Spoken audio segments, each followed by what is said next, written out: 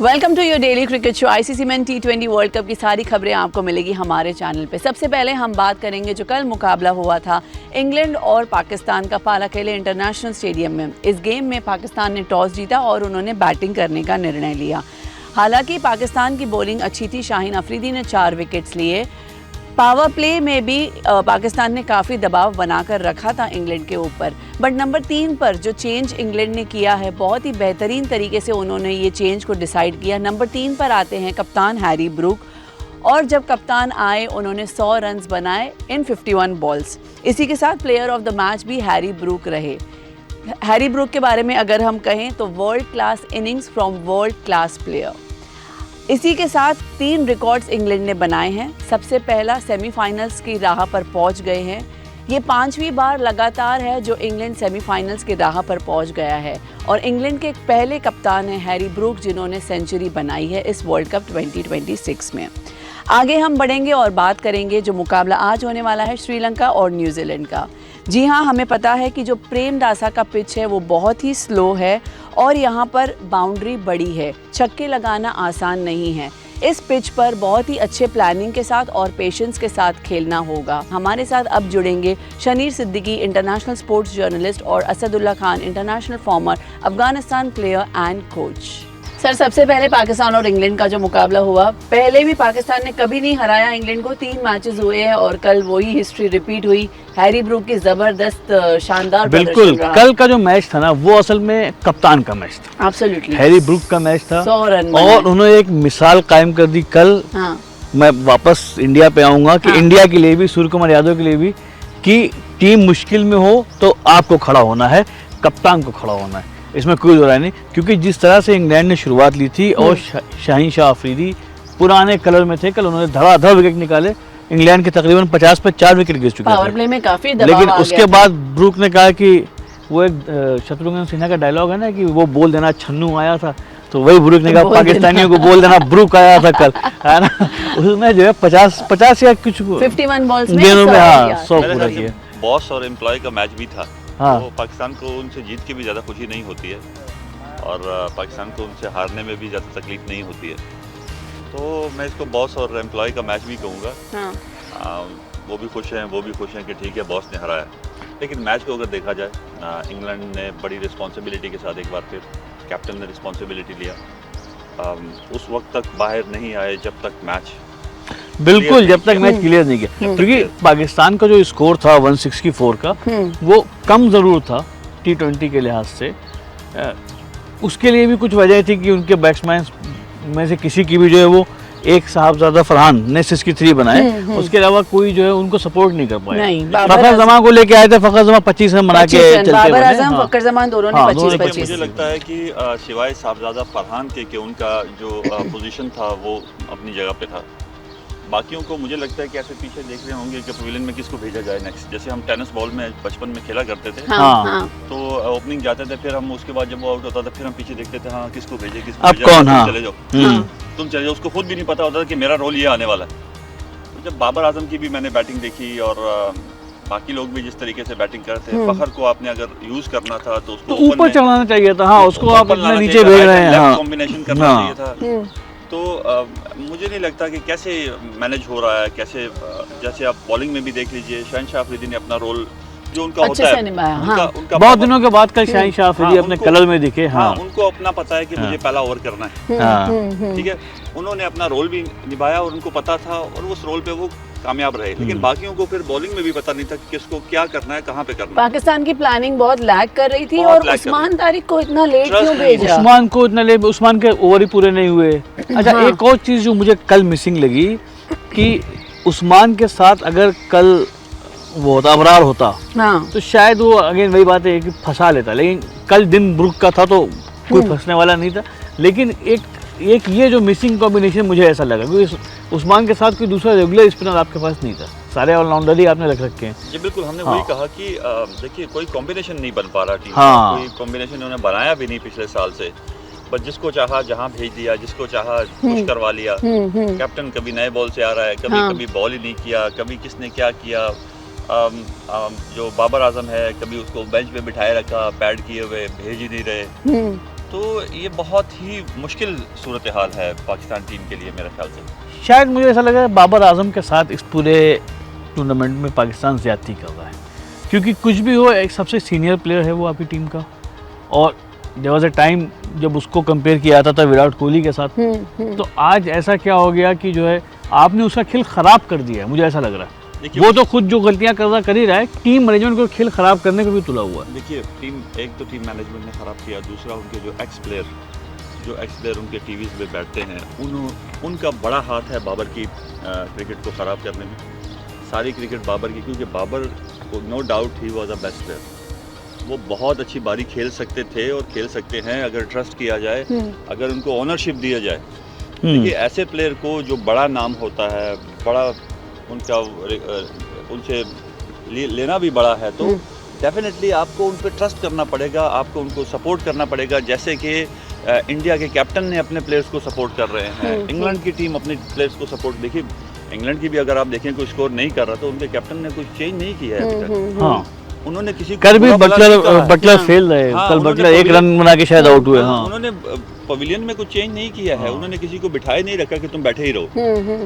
देखिए ये होती है प्रोफेशनल क्रिकेट, ये होती है प्रोफेशनल मैनेजमेंट। एक मैनेजमेंट वो है कि बस ठीक है, आप जो वहाँ से ऑर्डर आ रहा है वही खेल। मुझे तो कैप्टन और कोच के पास कोई अथॉरिटी लगती ही नहीं है पाकिस्तान में। सर देखे ना, बट साउथ अफ्रीका भी कितना प्रिपेयर्ड आई थी, प्लान और एग्जीक्यूट किया, इंडिया को उन्होंने डाउन कर दिया, और कल इंग्लैंड ने। ऐसे में सेमीफाइनल्स में अब इंडिया और पाकिस्तान पहुंचेगी नहीं पहुंचेगी, ये भी अभी बड़ा सवाल ये भी बड़ा सवाल है। एक चीज तो तय हो गई कि पहली टीम जो है वो सेमीफाइनल की, वो इंग्लैंड फिक्स हो गई। इंग्लैंड तो है सेमीफाइनल में पहुंच गई है उसने, और दोनों बड़े मैच जीते उसने, मतलब पाकिस्तान से, श्रीलंका से, है ना। और अगेन कल ब्रुक ने ये भी बना दिया, एक मिसाल बना दी है खासकर सूर्य कुमार यादव के लिए, कि ब्रुक के भी जो है इंग्लैंड के भी कल पहला विकेट गिरा 1-0 पे, दूसरा 17 पे, तीसरा 35 पे। तो 35 पे 3 विकेट गिर चुके थे, 60 रन पे 4 विकेट थे उनके, लेकिन कप्तान ने फिर कप्तानी वाली पारी खेली, स्कोर तक पहुंचाया। ये नहीं कि वो उसी सीक्वेंस में जो है वो भी अपना विकेट देके चले गए। उन्होंने कोशिश किया। देखो सबका रोल होता है, ऐसा नहीं है कि कंफर्म वो स्कोर करेगा। टीम में एक प्लेयर स्कोर करता है, बाकी सपोर्टिंग रोल। विल जैक ने सपोर्ट किया, जैक ने बहुत अच्छा सपोर्ट किया, 30-28 रन बनाए। कर सकते हैं शुरू में, आप एग्रेशन दिखा सकते हैं, ठीक है। विकेट कोलैप हो गया तो जो मिडिल ऑर्डर है वो उसको संभालता है, किसी हद तक लेके जाता है। लेकिन जब एंड पे पावर प्ले आता है, पावर हिटर्स आते हैं, वो अपना रोल प्ले करके वो स्कोर को सही जगह पे खड़ा कर देते हैं। लेकिन यहाँ पे थोड़ा सा मैं कहता हूँ कि शुरू में भी 7 से 8 रन कम बने, सर्कल में भी 7 से 8-10 रन, और 10 रन आखिर में भी कम बने।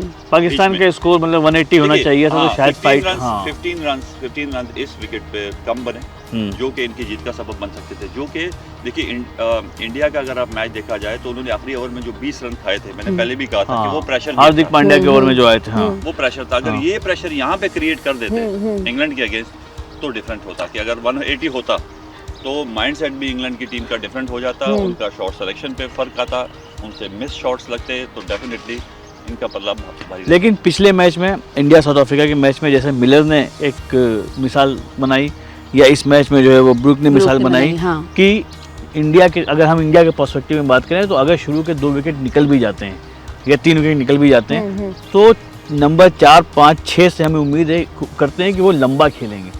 वो उसी सीक्वेंस में तू चल मैं आया वाली पारी खेलने, इस वजह से जो है टीम को नुकसान उठाना पड़ा। तो यहाँ पे, और यहाँ पे सूर्य कुमार यादव का रोल बहुत अहम है, क्योंकि सूर्य कुमार यादव ही वहाँ पे आ रहे हैं, वो खेल सकते हैं। अगर ओपनर्स या पहला विकेट और दूसरा विकेट, तीसरा विकेट जल्दी निकलता है तो सूर्य कुमार यादव के नंबर आता है, उन्हीं को खेलना है। देखिए वो अच्छे प्लेयर हैं, उन्होंने प्रूव किया, एक मैच में वो खेले ऐसा। हाँ, जैसे यूएस के खिलाफ, हाँ यूएसए के खिलाफ खेला था, लेकिन एक्सपेक्टेशन उनसे ज़्यादा अच्छे प्लेयर हैं, करेंगे। जो कि बैटिंग डेप्थ है इंडिया का, मुझे नहीं लगता कोई ना कोई यहाँ पे हर बार करेगा, और अगर टॉप ऑर्डर से इनको बड़ी सपोर्ट मिल गई तो वो बहुत बड़ा टोटल खड़ा कर सकता है। तो सूर्या भाऊ को जो है अब कुछ करना पड़ेगा, है ना। फैंस सूर्या भाऊ कहते हैं सूर्य कुमार यादव को, है ना। वो भाऊ मुंबई का एक लोकल डायरेक्ट के बड़े भाई के लिए तो बहुत इज्जत दी जाती है, मतलब उनको। हाँ, तो वो बहुत इंपॉर्टेंट है। तो अब देखना होगा, अब इंडिया का मैच अगला कब है? इंडिया का मैच भी जिम्बाब्वे और वेस्ट इंडीज के साथ कल है, कल है। हाँ, ये बहुत इंपॉर्टेंट है। आज और कल दोनों ही मैच बहुत इंपॉर्टेंट है, क्योंकि आज है श्रीलंका वर्सेस न्यूजीलैंड। श्रीलंका और न्यूजीलैंड का मैच है, जो उस ग्रुप के लिए बहुत इंपॉर्टेंट है, क्योंकि इंग्लैंड ऑलरेडी अब सेमीफाइनल में गई।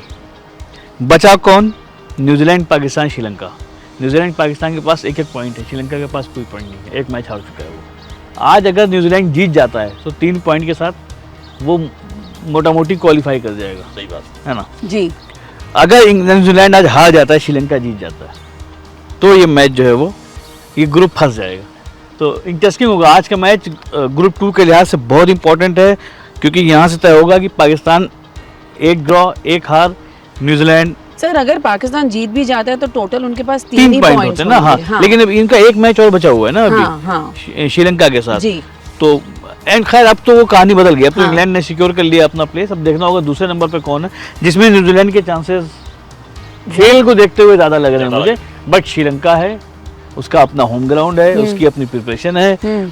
तो आज श्रीलंका न्यूजीलैंड का मैच बहुत क्रिटिकल होगा ग्रुप 2 के लिए, सुपर 8 में ना। और कल बहुत इंपॉर्टेंट मैच होगा हमारे लिए। कल हमारे यहाँ शायद तय हो जाए ग्रुप 1 में इंडिया के साथ इंडिया और क्या जिम्बाब्वे होने वाला है ना। इंडिया को अटैकिंग क्रिकेट क्योंकि कल इंडिया जिम्बाब्वे का मैच है और वेस्ट इंडीज का नहीं, वेस्ट इंडीज साउथ अफ्रीका का मैच है, राइट।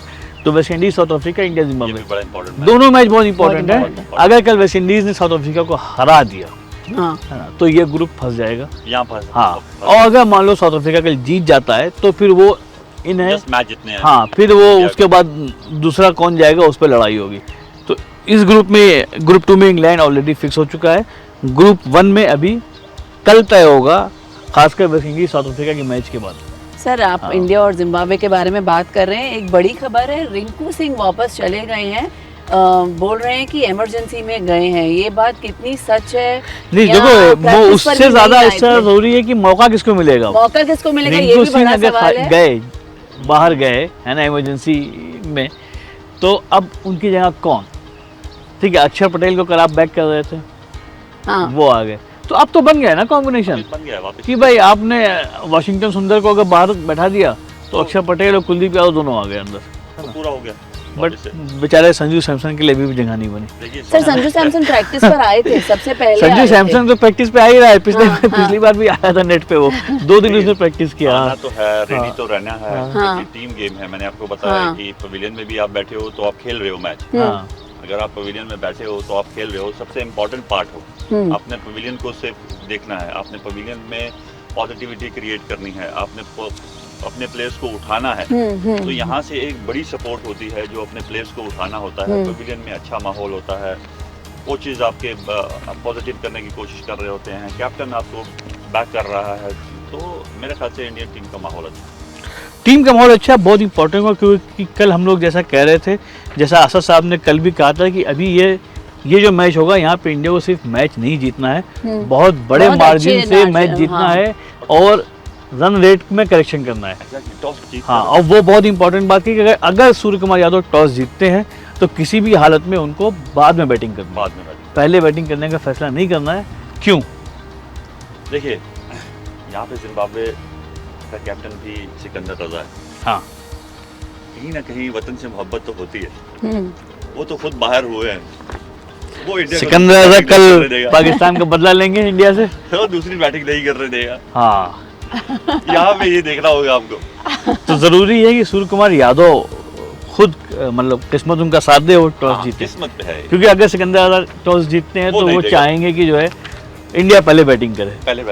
लेकिन अगर इंडिया मान लीजिए बाद में बैटिंग करती है, इंडिया टॉस जीत के बॉलिंग लेती है, तो इंडिया के पास क्या टारगेट होना चाहिए कि जिम्बाब्वे के साथ कि हम अपना जो है ये मैच तो जीत ही लें, साथ में अपना स्ट्राइक रेट में करेक्शन भी करें। वो फिर उसी सूरत में हो सकता है कि इंडिया को 260 250 रन करने हैं और फिर जिम्बाब्वे को 80 पे आउट करना है, 80-85 पे या इससे लेस, तो ये ज़रा बहुत डिफिकल्ट हो, बहुत मुश्किल हो जाएगा। लेकिन अगर आप इंडिया जिम्बाब्वे को 120 पे आउट करते हैं और वही मैच आप 12 से 13 ओवर में ख़त्म कर देते हैं तो बड़े आसान हो जाएगा। आपके सामने टोटल भी आ जाएगा कि कितना करना है, कैसे करना है। तो आपको अपना बेंच स्ट्रेंथ भी मालूम है, जो आपके बैटिंग ऑर्डर है आपको वो भी मालूम है, आप उसको भी थोड़ा सा फिर उस वक्त हिला सकते हैं स्कोर को बहुत तेज करने के लिए। तो ये ज़रूरी होगा कल इंडिया के मैच में कि इंडिया जो है पहले अगर टॉस जीतता है तो पहले बॉलिंग ले और जिम्बाब्वे को छोटे से छोटे स्कोर पे ब्लॉक करे, आउट करे। हाँ। और उसके बाद एक टारगेट मिल जाएगा आपको कि आपको इतने ओवर में अगर आपने इतने विकेट पे जीत हासिल कर ली तो आपका रन रेट जो है यहाँ से यहाँ पहुँच जाएगा, माइनस से पॉजिटिव में आ जाएगा। हाँ, आपको फायदा ये हो जाएगा अगर ओपनिंग कोलैप्स होती है तो आप किसी ऑलराउंडर को वहाँ भेजकर उससे थोड़ी सी हाँ पावर हिटिंग, तो मतलब आपके सामने एक खुला मैदान होगा, मतलब कि आपको कैसे खेलना है, तो ये बहुत ज़रूरी है। अब कल भी बात हम लोग कर रहे थे कि टीम इंडिया में आपने कहा था कि स्पिनर्स को खिलाना चाहिए, क्योंकि अब जिम्बाब्वे वेस्ट इंडीज़ को फंसाना है, उसके लिए हमारे पास ज़्यादा स्पिनर होने चाहिए। देखिए यही अगर पाकिस्तान के पास होता, देखिए शहनशाह ने अच्छी बॉलिंग किया, ठीक है, बीच में कोई संभालने वाला नहीं कर सका जो स्ट्राइक करे, जो फाइनल कर दे। हाँ, मतलब तारिक उस्मान के साथ अगर अबरार ये दोनों का कॉम्बिनेशन होता तो लंबा खींच के 130 पर 135 पर ये इंग्लैंड की टीम खत्म हो सकती थी अगर आपके पास स्ट्रॉन्ग बैटिंग बॉलिंग कमबैक होता। यहाँ पर उस्मान ने बॉलिंग किया या शादाब ने बॉलिंग किया, शादाब की मैं क्वालिटी नहीं देखता हूं। ठीक है, शादाब मुझे ये लग रहा है शादाब का रोल भी वही हो गया कि एक ऑलराउंडर होना चाहिए टीम में, तुमको रखा गया है, वरना उन्होंने भी अभी तक कुछ ऐसा कमाल नहीं किया। वो मेरे ख्याल से किसी के लिए एक्स क्रिकेटर्स के लिए सरसब्ज और शादाब है, बाकी पाकिस्तान टीम के लिए वो सरसब्ज और शादाब नहीं हो रहे हैं, तो ये बड़ा इंपॉर्टेंट। हाँ, तो वही हम लोग स्पिनर्स की बात कर रहे थे कि स्पिनर्स आप कह रहे हैं कि हम इंडिया जो है वो कुलदीप यादव, अक्षर पटेल दोनों को खिलाए। बिल्कुल, वेस्ट इंडीज और जिम्बाब्वे के मैच, वेस्ट इंडीज को मैंने देखा है जब हम भी उनके एनालिसिस करते थे वेस्ट इंडीज के और जिम्बाब्वे के, तो हमारा स्पिनिंग स्ट्राइक होता था, हम एक्स्ट्रा स्पिनर खिलाते थे उनके लिए। एक्स्ट्रा स्पिनर्स कोई भी हमारे पास होता था तो हम सबको खिला देते थे। जैसे नबी होता था एक ही मैच में, नूर होता था, ये मुजीब होता था और नूर, राशिद, नूर, नबी, और हम चारों के चारों को खिला देते थे मैदान में। हाँ। तो हम 100% हमने उनको होम में भी सीरीज हराई, हमने उनको अवे भी हराई, तो ये एक वो होता था। लेकिन यहाँ पे कुलदीप का होना और अक्षर पटेल का होना बड़ा ही इम्पोर्टेंट, और दोनों ही विनिंग मतलब खिलाड़ी हैं। कुलदीप ने बहुत बार मैच जिताया है इंडिया को, और अक्षर पटेल ने तो खैर आपको सूर्य कुमार यादव के साथ खड़े होकर के पहले ही मैच जिताया था यूएसए के खिलाफ इस टूर्नामेंट में। पिछले T20 के फाइनल में भी अगर आपको याद होगा अक्षर पटेल ही ऊपर आए थे, उन्होंने ही पूरा मैच निकाला था साउथ अफ्रीका के खिलाफ। तो वो उस प्लेयर का अपना एक बहुत इंपॉर्टेंट, और वाइस कैप्टन भी है वो, यहाँ पे उनका बनता है। तो ज़रूरी है कि यहाँ पे दोनों खिलाड़ी को इनकॉर्पोरेट किया जाए टीम में। और एक अच्छी बात हुई है, रिंकू सिंह के लिहाज से ख़राब बात हुई है क्योंकि उनके यहाँ कोई इमरजेंसी आ गई, वो इंडिया चले गए। अच्छी बात ये हुई कि एक जगह अपने आप बन गई है, आपको किसी को हटाना नहीं है खिलाड़ी लाने के लिए। देखिए इंडियन टीम का मुझे ये पिछला डिसीजन भी अच्छा लगा कि उन्होंने वाइस कैप्टन को हटाया, क्योंकि जरूरत वहाँ पे कुछ और थी, तो उन्होंने कोई झिझक महसूस नहीं की और अच्छे पॉइंट पर अच्छा डिसीजन किया। वो अलग बात है कि वो वहाँ पे अच्छा बॉल फेंक नहीं सके जो बॉलर थे, लेकिन ओवरऑल डिसीजन जो था सुंदर ने, हाँ सुंदर को लेके आए आप, ठीक है उस टाइम एक डिमांड थी उस वक्त की, लेकिन अभी जो वक्त है जिम्बाब्वे के खिलाफ, वेस्ट इंडीज के खिलाफ डिमांड ये है कि हम रिस्क स्पिनर और फिंगर स्पिनर खिलाएं, यानी कि अक्षर पटेल और कुलदीप यादव को टीम में जगह देना ही होगा हमको। रिंकू सिंह चले गए हैं तो आपको सिर्फ अब वाशिंगटन सुंदर को रिप्लेस करना है, है ना। बैटिंग एज यूजुअल रहेगी जैसा आप कह रहे हैं कि उम्मीद है, हिलाने की कोई गुंजाइश नहीं है, चाहे वो खुद वो हिले ना, रन ना बनाए, लेकिन उनको हिलाना नहीं है क्योंकि यही उनका जगह है। वो इसी पे इन्होंने करके दिखाना है। हाँ। ये उन्हीं की नहीं, अब तो करके दिखाना है, अब तो कोई गुंजाइश नहीं है टीम इंडिया के पास। के खिलाफ आने तो शायद कॉन्फिडेंस भी थोड़ा हाई होगा। देखिए एक चीज मैं बताऊं, संजीवनी, जिम्बाब्वे को आप हल्के मत लीजिए। इंडिया के साथ एक जो स्ट्रेंथ कह लीजिए या प्रॉब्लम कह लीजिए, आपके पास लेफ्ट हैंडर बैट्समैन की लाइन लगी हुई है। जिम्बाब्वे के पास अच्छे ऑफ स्पिनर्स हैं, रजा है ना, जो अभी तक उसने साबित किया उस टूर्नामेंट में अपने आप को, कप्तानी में भी और बॉलिंग में भी और बैटिंग में भी। तो वो जो कॉम्बिनेशन है वो बहुत डेडली कॉम्बिनेशन है। सर विनिंग प्रोबेबिलिटी क्या होगी? लेकिन यहाँ पे मुझे सिकंदर रजा का कैप्टनसी का और वतन का पता चलेगा कि वो टॉस जीतता है। तो क्या होगा ये भी देखना होगा। टॉस जीत के सिकंदर, अगर सिकंदर रजा टॉस जीतते हैं और वो इंडिया से कहते हैं पहले आके बैटिंग करो, है ना, तो असद साहब का ये कहना है कि वो कहीं ना कहीं पाकिस्तान को सपोर्ट करने जा रहे हैं इंडिया को फंसाने जा रहे हैं इस टूर्नामेंट में। तो वही बात हो गई कि पाकिस्तान तो बाहर हो गई है, किसी तरह से इंडिया को भी बाहर कर दो, मतलब हम तो डूबेंगे सनम, तुम्हें भी ले डूबेंगे। सर बट विनिंग प्रोबेबिलिटी आज के गेम में क्या लग रहा है, सॉरी इंडिया वर्सेस जिम्बाब्वे में? ठीक है, विनिंग प्रोबेबिलिटी इंडिया की ज़्यादा स्ट्रॉन्ग है।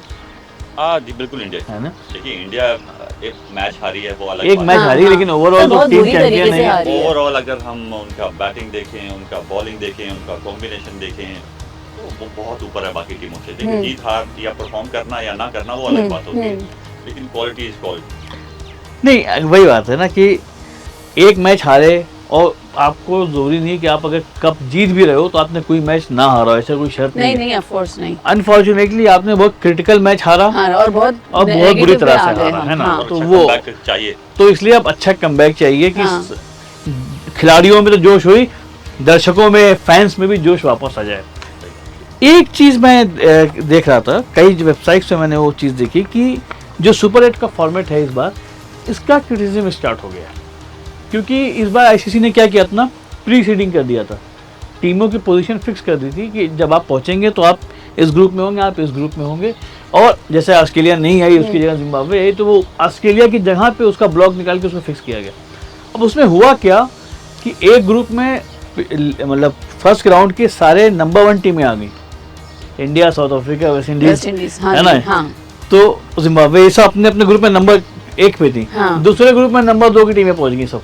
देखिए वो हारे ना, ऑस्ट्रेलिया हारा।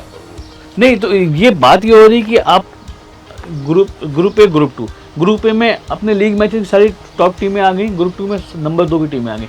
अब इस नंबर 2 में से 2 टीम तो जाएगी ना सेमीफाइनल में, और आपकी ग्रुप की चलो टॉप टीम में से 2 टीम बाहर होने वाली है। तो ये जो प्री सीडिंग का जो आइडिया है, देखिए इसमें देखिए अगर मतलब यूजुअली क्या होता है ना, हमेशा ये होता है कि ग्रुप की टॉप टीमें ऐसे क्रॉस बनाया जाता था, ए बी से खेलता था, बी सी डी से खेलता।